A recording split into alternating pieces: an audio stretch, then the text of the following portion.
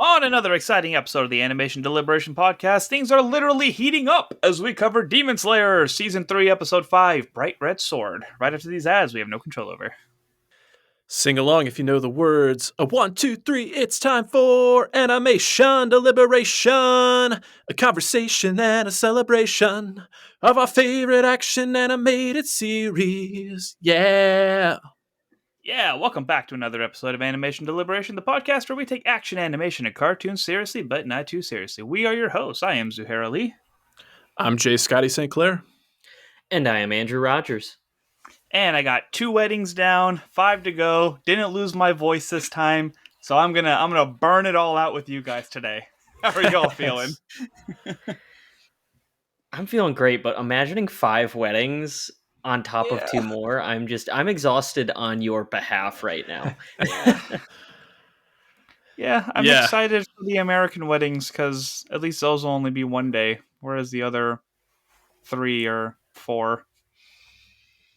Oof.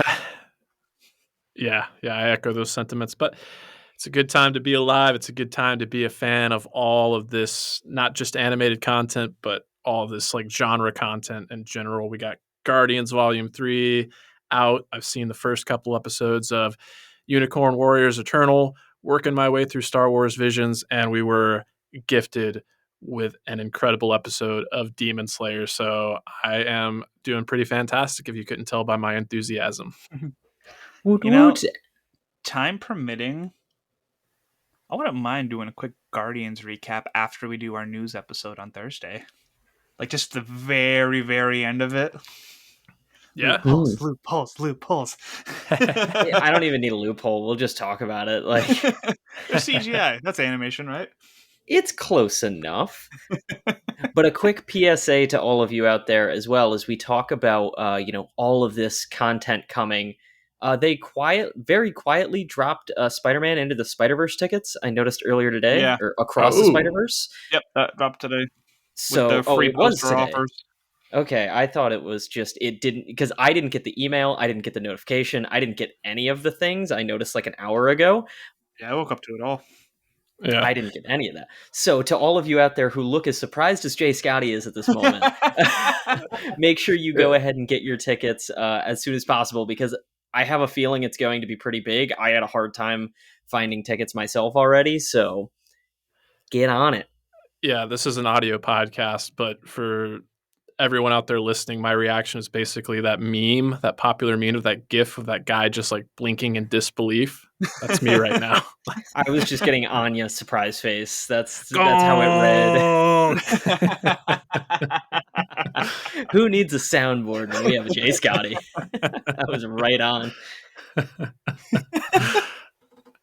Yeah, we love going to the movies, and obviously we love talking about it. You know what helps pay for moving tickets? Talking about blend jets. The blend jet is a every time I think I'm clever, I can't contain myself. Anyways, the blend jet is a blender that we have incorporated into our everyday lives. We love it. It helps us out on so many levels, especially when you're at 3-day weddings and need some green juice to detox everything so that you can prep for the next one. The Blend Jet 2 is portable, so you can blend up a smoothie at work, a protein shake at the gym, or even a margarita on the beach. It's small enough to fit in a cup holder, but powerful enough to blast through tough ingredients like ice and frozen fruit with ease. Blend Jet 2 is whisper quiet, so you can make your morning smoothie without waking up the whole house. Lasts for 15 plus blends and recharges quickly via USB-C. Best of all, Blend Jet 2 cleans itself. Just blend water with a drop of soap and you are good to go. Comes in plenty of colors, 30 plus, even has ties with Pixar's. I could not order that Buzz Lightyear one quick enough. Yeah, the great thing about Demon Slayer is like it seems like there's a Hashira for basically everything. There's a Wind Hashira, there's a Love Hashira. Well, I challenge you to up your game and become the Shake and Smoothie Hashira with your Blend Jet, because you can't beat these blades. And if it wasn't already good enough, now we've got an additional item to tell you about, the Orbiter Lid. And the Orbiter Lid just makes the Blend Jet that much more of a convenient experience. It's a leak-proof lid. Your favorite ensemble is safe from spillage with this lid. One-hand convenience. You've got your hands full. Luckily, you only need a thumb to open this lid. It's got a large opening, perfect for thick smoothies rather. There's even room for a straw if that's the way you like to sip. I can't speak today. Self-cleaning, simply spin the lid and rinse. Like if an Engineered to audio keep podcast. spills at bay. And the lid is just the perfect companion. You have it quiet, you have it convenient, you have it portable. I don't even know what else I could say to endorse this product, but no, legitimately, we all are using it and we all are absolutely in love with our blend jets. So if you want to find out for yourself what we are in love with, what are you waiting for? Go to blendjet.com and grab yours today. And be sure to use the promo code STAYWHELMED12 to get 12% off your order and free 2-day shipping. No other portable blender on the market comes close to the quality, power, and innovation of the BlendJet 2.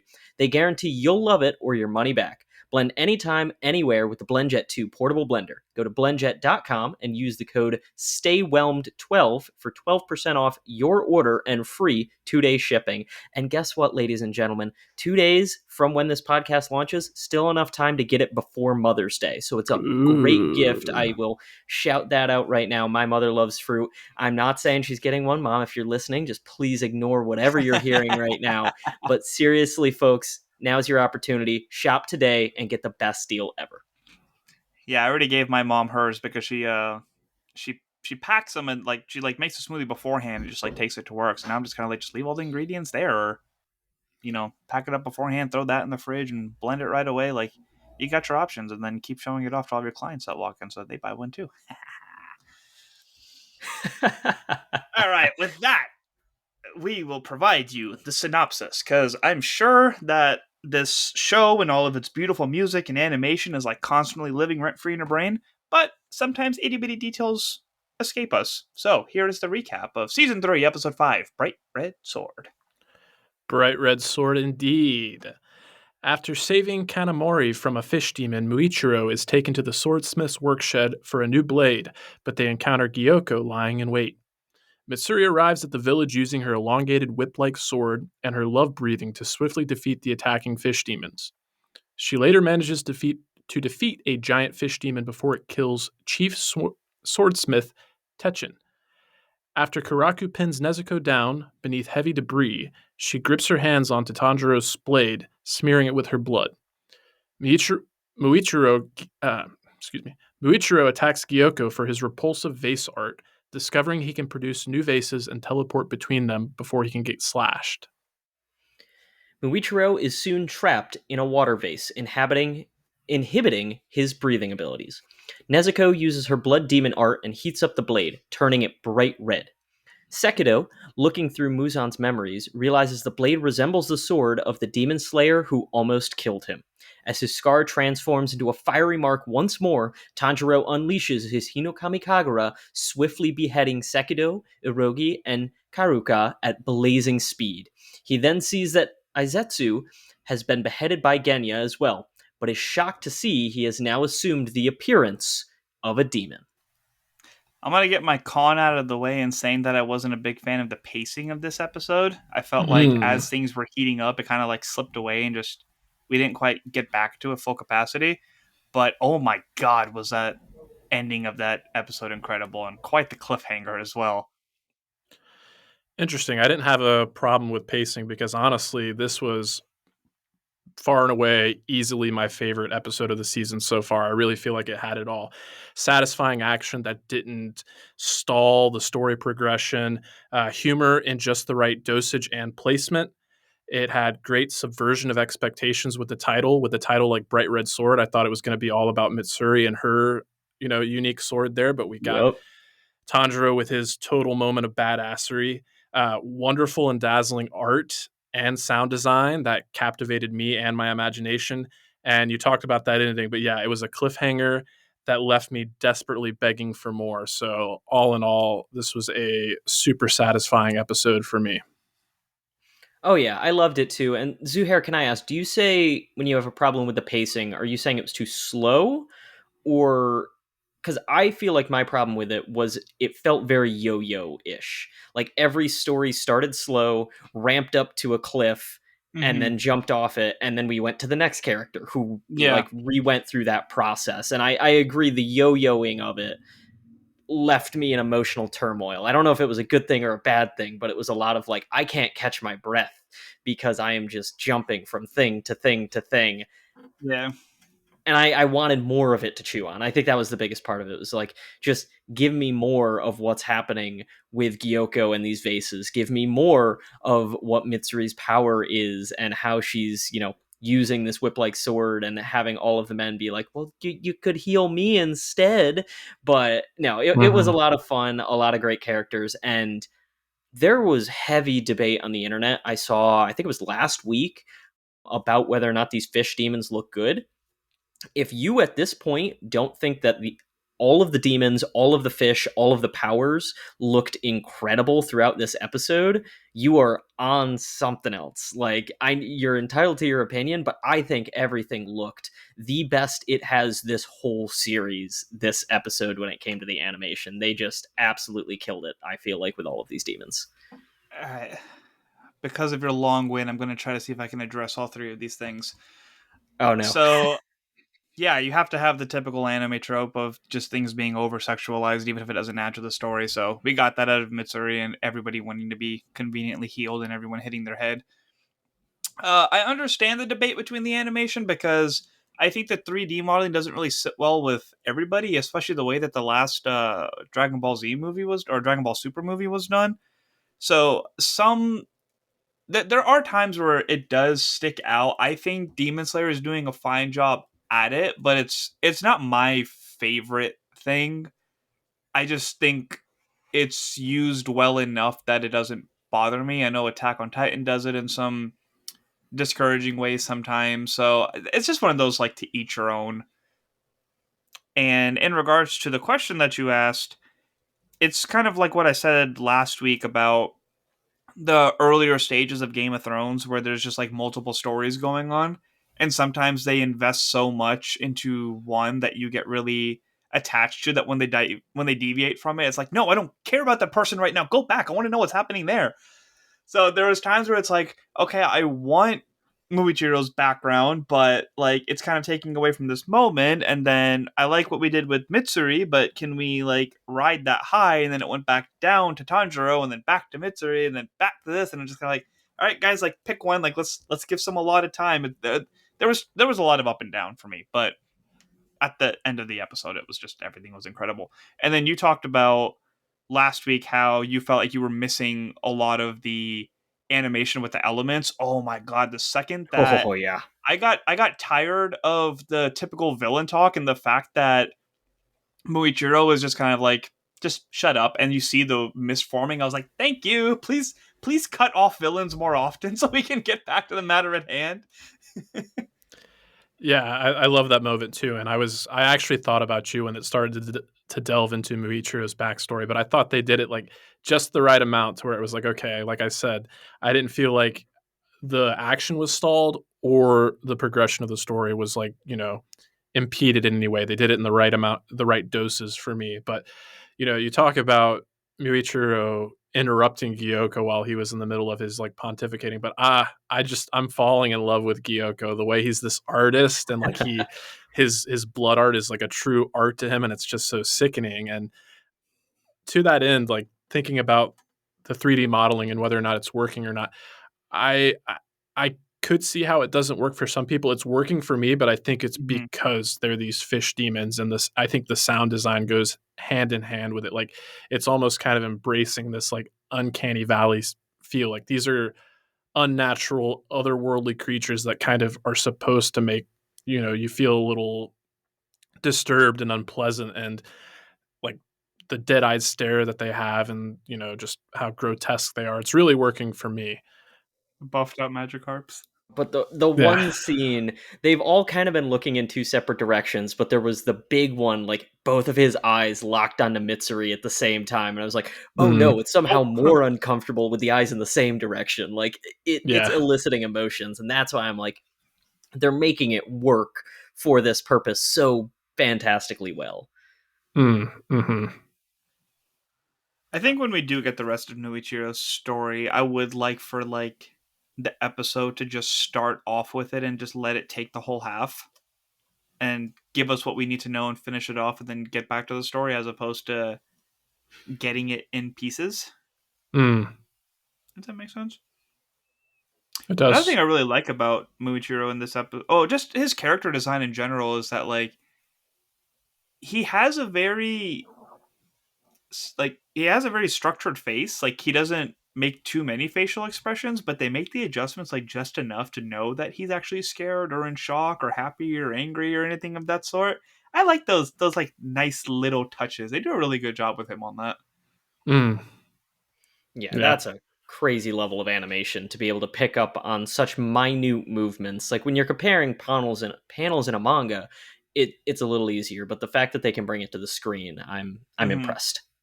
Hmm. Yeah.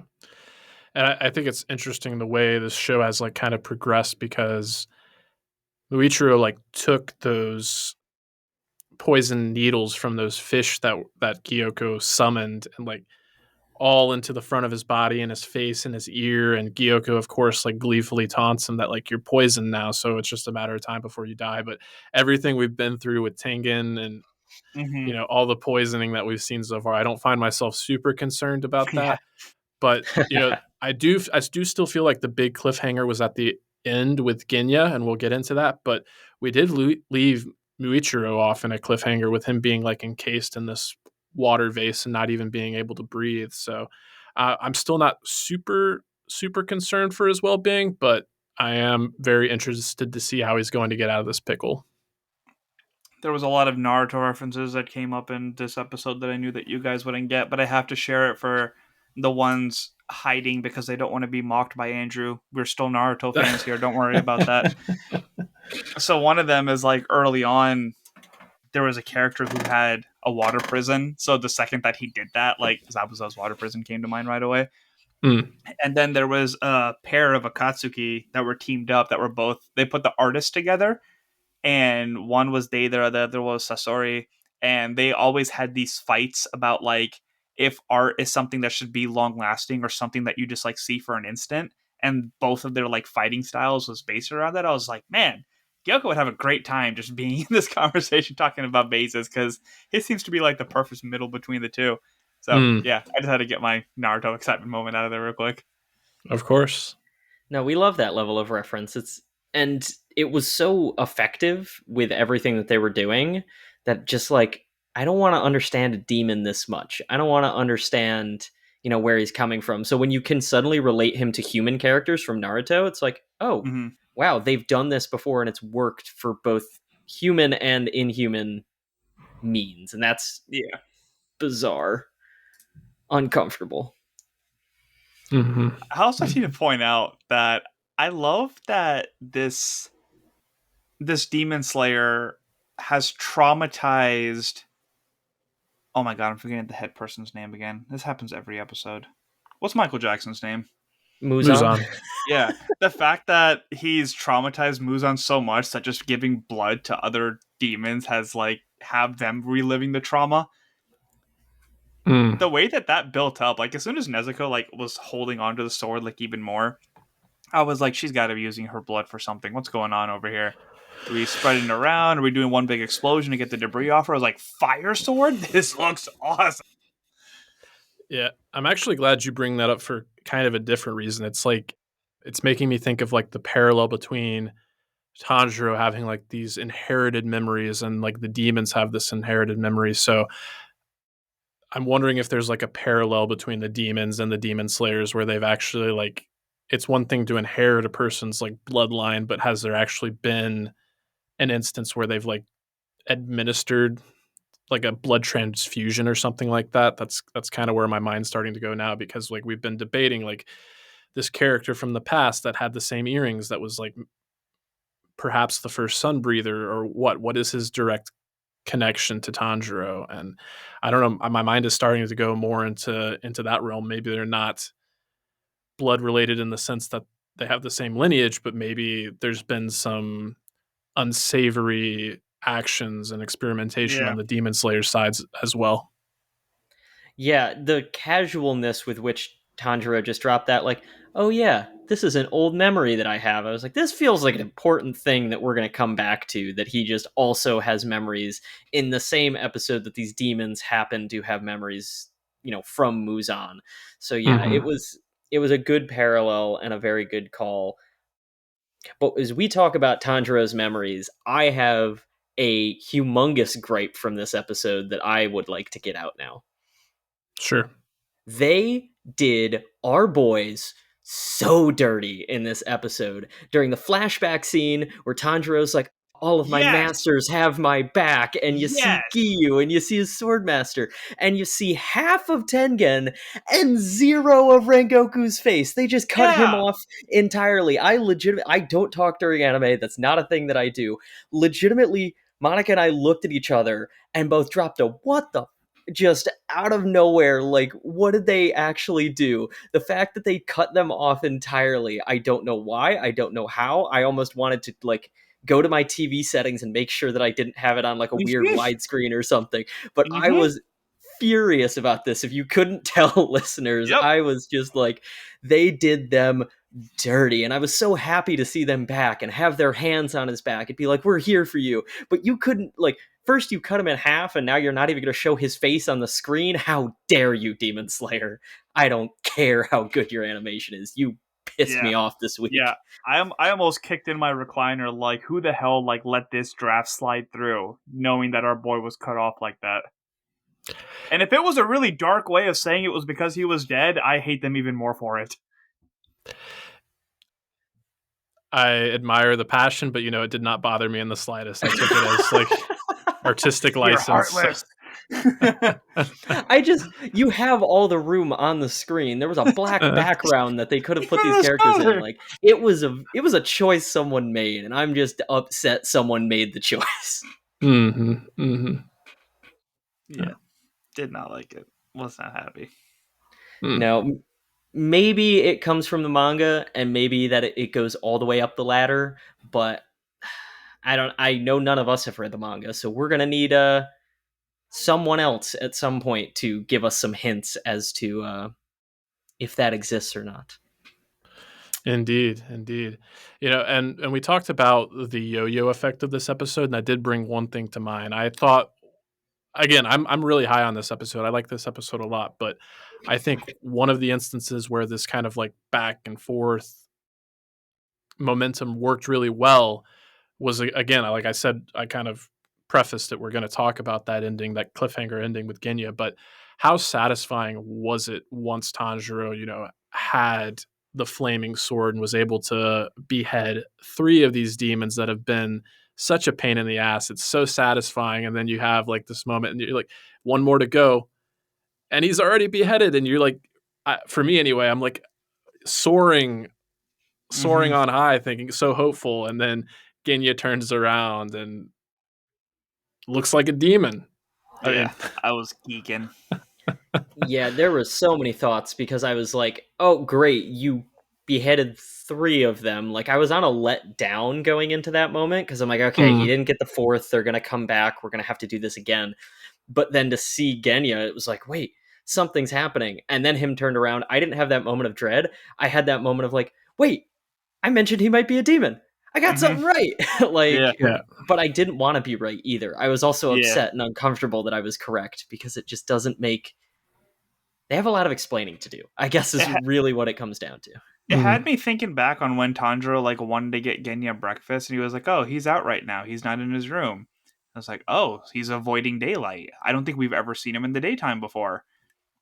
And then his tooth popping back, we brought that up, and then even at the exam, it was like as the sun was rising. So I think he's like, "I need my sword. I need my sword right now." So what if it was like trying to rush out of there?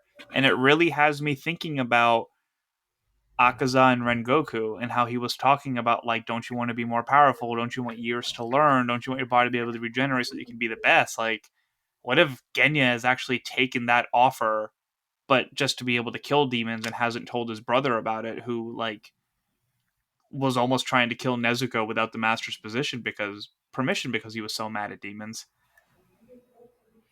Yeah, I like it, but it's that weird, like, why has no one smelled him and acknowledged that he's a demon? Why can he seemingly control it where Nezuko can't? Like, Is he just like taking small doses or something like that, and like only turns into a demon for a short time? Like I don't know, and I don't want to totally throw you out the window on this one, Zuhair, but I do think we have seen him during the daylight. I was Maybe. trying to think about that scene at the bath. Was that I thought that was during the day, but I thought maybe it was the heavy coverage from the foliage maybe gave him enough shade to get away with it. I was just Maybe. thinking back on the scene like in the mansion where he's like, "Wait, that was the kid that passed the test with me," and they're like walking by the windows. I feel like it was daytime during that scene. Oh, yeah. That was definitely during the daytime. Yeah, but he's indoors, so I don't know how daylight actually works. Or maybe this is a recent change, like after the time that we've seen him.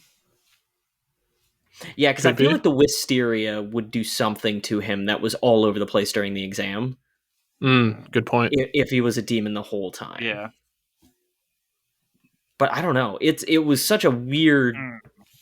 turn of events. Like I didn't know what, like I left feeling uncomfortable. Not even like anything. Oh, cool cliffhanger. It was like, no, wait, what? Why? Why'd we do this? Yeah. Do we have any more gushing thoughts we need to get out right now, or is it a good opportunity to pivot to some feedback? I just need to watch that beheading scene one more time, or 1,000 more times. Actually, now that the sun's down, I can turn my lights on and watch everything in the room change with it. That was just Oh yeah, gorgeous. all Like 3 months ago, you were struggling to cut off Giatoro's head, and then it was just like, screw you, four demons. But I think like how many like are those gonna duplicate, or we're gonna have more coming from that lineage that's gonna pop up now? yeah, it doesn't feel like it's over. Tanjiro asked that question of like, oh, was it simultaneous? And we Yeah. distinctly did not get an answer. So And we maybe. also talked in the last episode how we don't necessarily want to use imagery from like the opening, but Mm-hmm. there's definitely been all I'll say is there's been a form of Haunting Go that's been Hmm. featured heavily in the opening that we haven't quite seen yet. So, Yeah. and this is only episode 5. We still have a ways to go here. I Yeah. mean, this is the halfway point, give or take. Still a ways to go though. Yeah. Yeah. The last thing that I got a huge kick out of. Did both of you watch the like post credit Oh, of cartoon? Yeah. course. I Of was gonna course. wait on that one, but that cracked me up. Oh my! I just like they knew we were gonna have one question, and Uh-huh. they said, "Here's how we're gonna answer it. Watch And they didn't this." even answer it. Shows nothing. Like She does a little sachet and then boom, it's there. Hey, this one's just for you, Tanjiro. yeah, just kept Yeah. doing it over and over. But she is actually the one last point that I want to talk about. She might be the most talented Hashira when it comes to using a blade that we have seen. Hmm. Just because when you think about the fact that only one edge of this sword is sharp, and she is managing to move an entire, 20-foot length in such a way that it moves correctly through a demon, Yeah. there's so much skill that would have to go into the precise movements around that like Yeah. I'm absolutely stunned and want them to do more than just like, hey, look at this flourish. Like, give us something. Give us that Uzui fight scene where we actually get to watch the sword moving the whole time. Like, Hmm. give us that final fight. And the fact that she doesn't cut herself with that sword is alone impressive to me. Oh, I'm sure she has at some point. It's like Probably. one thing. It's like one thing. Guro always says at Impact. He says, if anybody ever claims to be a knife master, ask them to show their scars, because there's no Mm, way that you can ever be a master in something like that without getting cut and going through that learning process. for sure. We talk a lot about how things might have looked in the manga and how that translated over to anime. Jonathan Kim is going to answer these questions for us without any spoilers, so thank you so much for that. Jonathan Kim writes, Demon Slayer animation is top notch. As a manga reader, I've forgotten a lot of what happened except for the results since it's been a couple of years, but oh man, they sure do blow it out of the water with the animation. Since the manga is just still shots, you really don't see the movement of the moves, and to tell you the truth, the manga drawing wasn't the greatest either. So seeing the move Hinokami Kagura Sun Halo Dragon Head Dance, God that's a mouthful, was so beautiful. Topping the animation with an amazing soundtrack, chef kiss. Animation studios should be given the time they need to spend in order to produce amazing animation like this. So good. I'm excited to see the rest of the season. Keep moving forward, Jonathan. Yeah. Well, All thank the you, credit Jim. to you, Ufotable. Yeah. Honestly, though, like I have seen some of the screenshots from the manga, and it is not the prettiest by any extent. And then you have other things like My Hero feels pretty close from what I've seen, and Attack on Titan is similar. And then you have this show where they somehow said, let's take the manga that is like not the most visually gripping, a good story, but like isn't the best art, and then just throw the budget out the window and give them the best and most beautiful thing. Like you said, Yeah. hats off to Ufotable, but it's such an Yeah. interesting juxtaposition and choice. Yeah, that is interesting to learn of the disparity between maybe the quality of the artwork between the two mediums, because they have the like little interludes between scenes that are obviously there for commercial breaks, but I don't get commercials, so but I found myself wondering because often it's like a character portrait that starts in black and white and then kind of fills in with color, and I was wondering if that was artwork from the manga, but based on what I'm hearing here, it does not sound like that's the case. Yeah. I think I it think might be that's some just of the amazing. covers, because I Covers think would make sense. I think the Yeah. covers do look a little better. Have you ever seen? We're going to talk about my favorite characters. Have you seen the Muscle Mice in the manga? I have not. No. Oh, they are crunchy. They like that's the. Oh, I'm gonna send you a picture of this later. It is, and if viewers out there you haven't looked it up, they look so funny to me. That's great. The scene of the three characters as girls during the entertainment district art, I've seen that one. It's all just like all of those funny face scenes they get done really well in the manga, but Mhm. then you go to some of the other scenes and it's like it still has that slightly off, Yeah. art style. So we love it and it's great, but it is very funny to look at sometimes. Yeah, and like for all the people that like I've mentioned that like I don't read the manga because I want the listeners of this animation podcast to get my genuine reaction of the story, like with all the animation. And there's times where it's like, oh yeah, I just saw this episode, and they're just like, oh, I read the manga already, or I'm not watching the anime right now because I read the manga. I'll watch it later. It's like, but it's a whole other experience. Like, if anything, reading the manga, I feel like it's kind of like dampening like what you're getting out of the animation, right? And I think that's the only thing that's knowing that is the only thing that stops me from going into manga. So I'm glad that this like verified that sense for me. Well, speaking of things that we are glad for, I, for one, am glad for all our listeners out there. And I encourage all of you listeners to continue to support the show, continue to show us some love.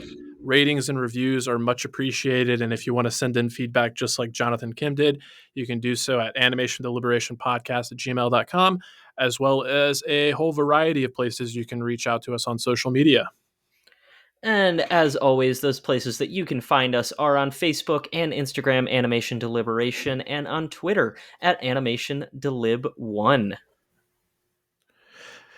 Cool. And then another little delayed segue rather for you. We talked about the differing experience between the manga and the anime. If you would like to have a different way to experience our voices, are there other things you gentlemen have going on?